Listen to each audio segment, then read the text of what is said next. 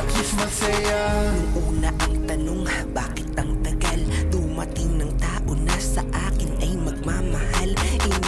Inip na ako, pagod na din po magdasal. Kakapagod din namang solo akong namamasyal. Ngunit ako'y napaisip, teka, hindi naman masama to, diba?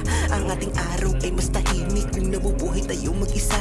Hindi tayo makakarinig ng mga inireklamong nakakapika. Napakasarap ng umaga, payapa tahimik kapag nagkakapika. Layo yun eh. Baka magreklamo yung matatanda.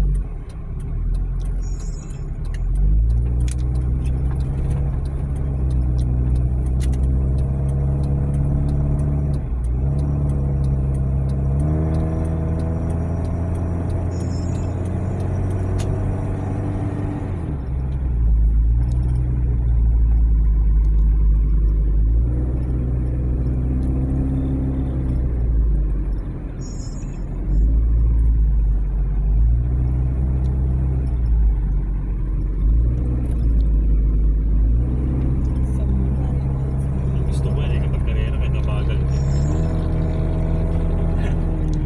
Ayaw wala dito mabagal, pero pag kung inabot mo yung sasakyan namin blue, inabot mo ba yun? Yung blue, yung Mitsubishi Lancer. Ay, di ba? Bilis nun, ano Ted, no?